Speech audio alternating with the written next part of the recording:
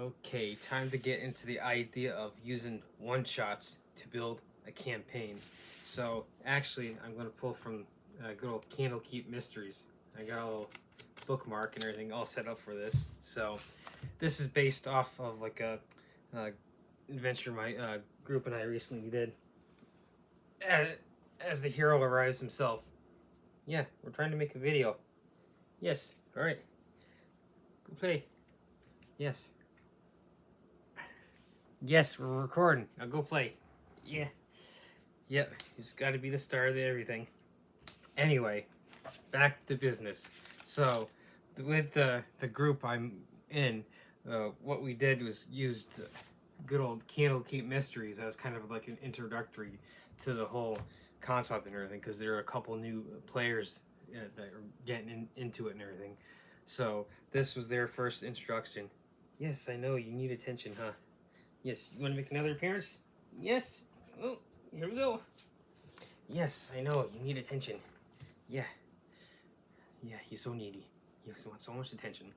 Anyway, with Candlekeep Mysteries here, then now, of course, in the past, I have never been really much of a big fan of one-shots because, like, one and done, like, well, still want to continue playing everything, so, like, why not do, like, big adventures and play over the course of several months or, if not, years. But the great thing about these one-shots is they're perfect for introductory, like in the case of my group, with a couple new players being pretty much brand spanking new to not just D&D, but to like role-playing games as well. This is where one-shots come into like play, is that they're the great, in a sense, introductory to campaigns. So what we did is we went through, as I got the book open and my cat's in my lap and everything, trying to get loads of attention. We used The Joy of Extra Dimensional Spaces. So this one was The Joy of Extra Dimensional Spaces was donated to Candlekeep with the rest of the library of the Mage Fistandia. Following her untimely disappearance, in her will, Fistandia bequeathed her collection to Candlekeep in appreciation for the many years she spent in its hallowed halls.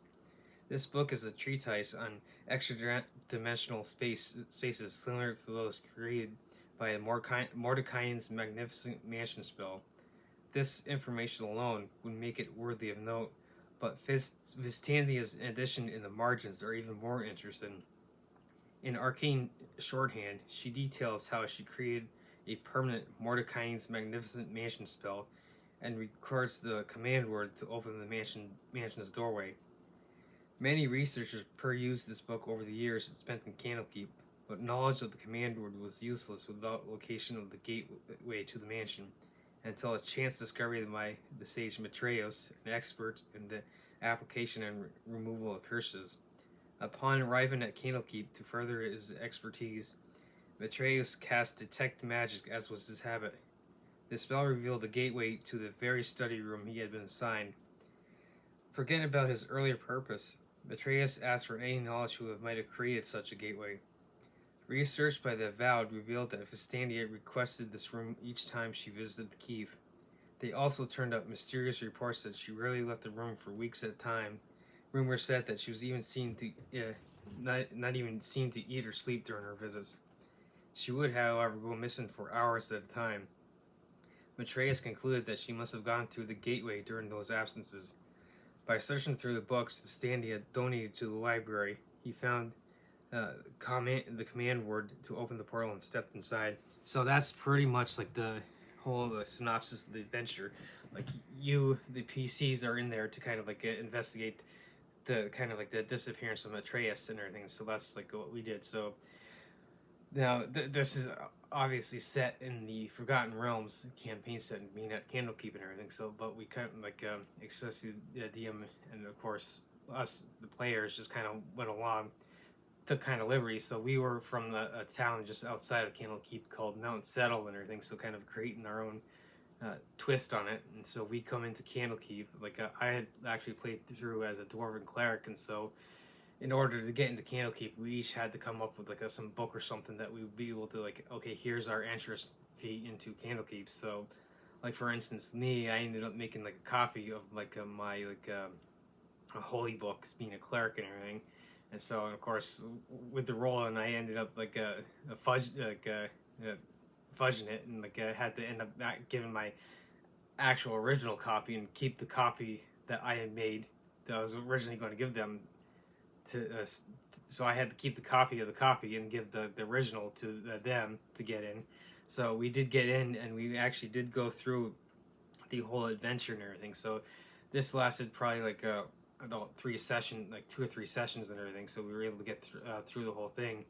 And of course, being a one shot would technically be one and done right there. But like, of course, we continued on, and then trying to like, because we had gone to Candlekeep to try and find like a way to lift a curse on our town of called Mount Settle and everything, and like we ended up going through this and not really finding anything, so we had to like go back, and we did meet Matreus along, and we dragged him along to like help lift the curse and everything, and then like of course we ended up going further than just this adventure. So this is how you can turn one shots into actual like campaigns and everything. So we actually got back and like found that the curse actually had like an anchor in the Shadowfell realm.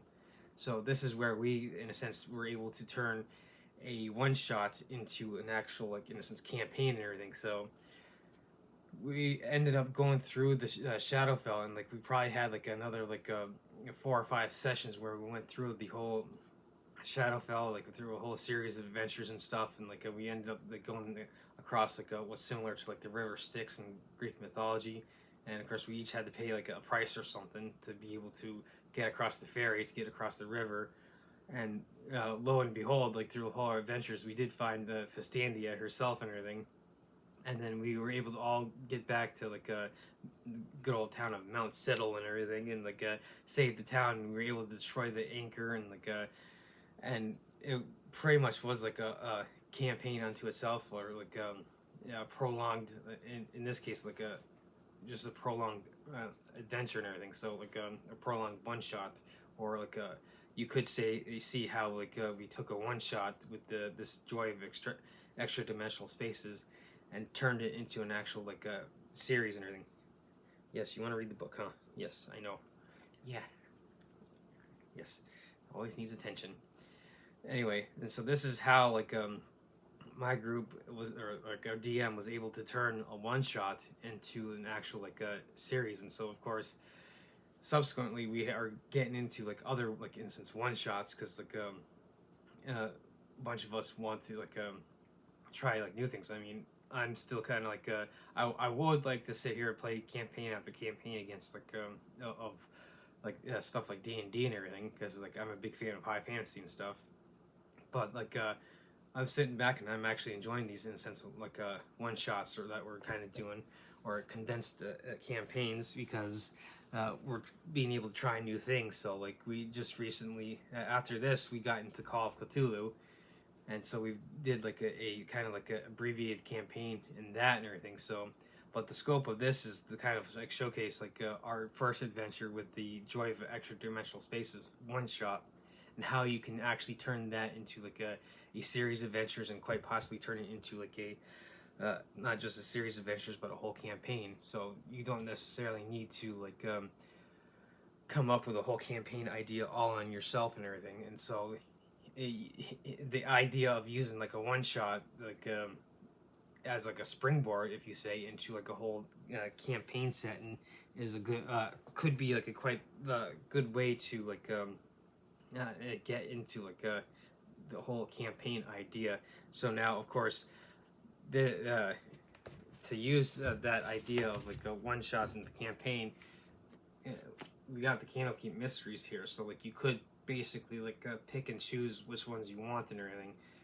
Again, I've stated in previous videos that you could use these one shots, run right after another, and pretty much run a campaign that way and everything. Or like what like I've showcased in this video with what my group did. Yes, I know. We're trying to tell everyone about the adventures and everything. We took one in the case of this, the Joy of Extra Dimensional Portals or whatever, and we're able to springboard from that into an actual campaign and expand it and everything. And so that's pretty much how the whole idea of like how you can use one shots to kind of springboard into a whole campaign and everything. So, and yeah, like I said earlier in this video, I haven't in the past been a real big fan of one shots, but like so far with my new group and everything, I'm definitely kind of like changing my mind because, oh hey, this is a great way to like in the case of this one, great way to springboard from a one shot right into a campaign, and or is a great way to experiment with other role-playing games that you want to do, so that you could kind of like basically cut and paste and like, okay, we did a one shot in like for instance the Call of Cthulhu, we can then springboard right into a campaign using a one shot. So that's kind of the whole concept of this video, is to try and use one shot to catapult you into the whole campaign idea concept.